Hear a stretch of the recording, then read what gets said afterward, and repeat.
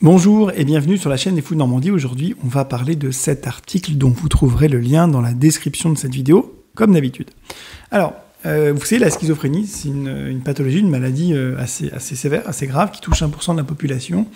Pour plus de détails, je vous invite à regarder la playlist sur cette chaîne concernant la schizophrénie, mais pour faire simple, il y a 3 grandes symptomatologies dans la schizophrénie. Il y a délire et ou hallucination, souvent les deux, qui sont assez bien connus en général dans la tête des gens.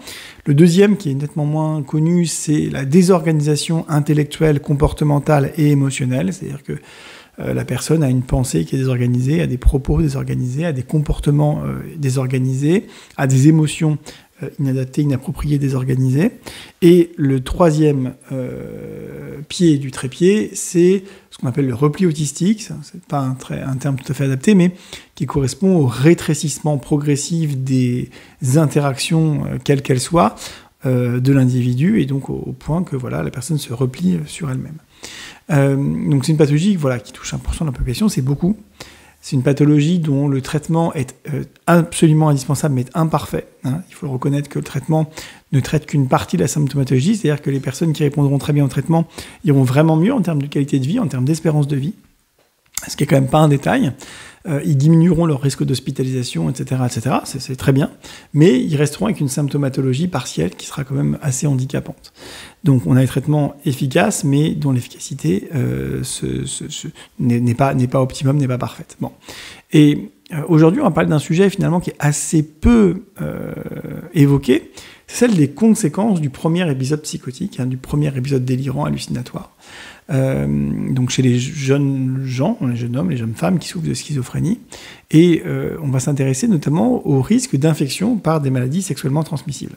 Alors dans cette étude, ce qui est intéressant, ce qui montre, c'est qu'il y a un lien statistique avec une augmentation importante du risque de souffrir notamment de deux virus qui sont extrêmement fréquents, que sont le VIH, le virus qui amène dans les stades un peu avancés à ce qu'on appelle le sida, et ce qu'on appelait la vérole avant, il y a très longtemps, c'est-à-dire la syphilis, la bactérie la syphilis, qui est aussi une maladie sexuellement transmissible. Bon. Le risque par rapport à des gens qui n'ont pas la schizophrénie, qui sont équivalents, d'attraper le virus du VIH dans les suites d'un épisode psychotique, il est augmenté de 3,7, donc 3,7 fois plus de se voir transmettre le virus du VIH quand on fait un premier épisode psychotique. Donc c'est beaucoup, c'est une grosse augmentation. Et pour la syphilis, c'est encore plus, c'est 5,35 pour attraper la bactérie qui est sexuellement transmissible de la syphilis. Alors, on comprend aisément pourquoi. Quelqu'un qui est délirant, halluciné, qui est désorganisé dans ses émotions, dans ses pensées, c'est quelqu'un qui va prendre des risques, c'est quelqu'un qui ne va pas pouvoir faire attention, malgré lui, évidemment, et qui va donc augmenter le risque de plein de choses, y compris de maladies sexuellement transmissibles. Autre élément intéressant qu'on retrouve dans cette étude, c'est que quand c'est associé à un abus de substance, par exemple alcoolisme ou autre, ou cannabis ou je ne sais quoi, ce risque il est encore plus augmenté, ce qui est tout à fait logique, ce qui est attendu, mais enfin, ce qui est intéressant dans ces études, c'est quand même les chiffres, d'accord ? Et alors là, on passe à une augmentation du risque pour le VIH de 11 fois plus de risque, d'accord ? Et pour la syphilis de 9 fois plus de risques. Donc c'est quand même assez considérable.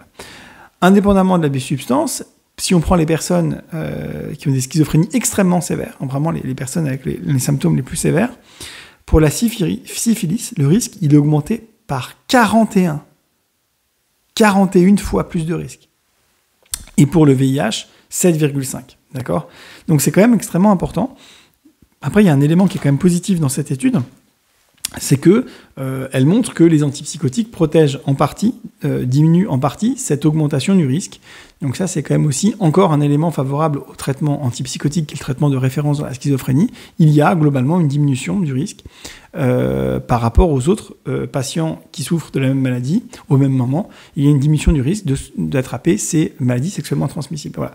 Écoutez, j'espère que vous avez aimé cette vidéo. que vous allez peut-être la récompenser avec un pouce bleu, vous abonner, partager. Ça aussi, partager, c'est un super moyen de faire connaître la chaîne et de nous aider, parce que si vous êtes jusque-là, si vous n'êtes pas coupé à la dernière phrase, si vous m'écoutez encore là, alors que le contenu strict de la vidéo est terminé, c'est que vous êtes sympa, c'est que vous n'êtes pas juste là pour consommer le contenu, ce qui est très bien en soi. Cette chaîne, elle est faite pour ça, mais si vous en êtes encore à m'écouter à ce stade-là, c'est que vous avez un petit supplément et que vous êtes sympa avec nous. Et donc, pour être sympa avec nous, je vous rappelle, le pouce bleu, le commentaire, l'abonnement, la petite cloche et le partage. Je vous dis à très bientôt et un grand merci à tous ceux qui auront fait ça. Bye.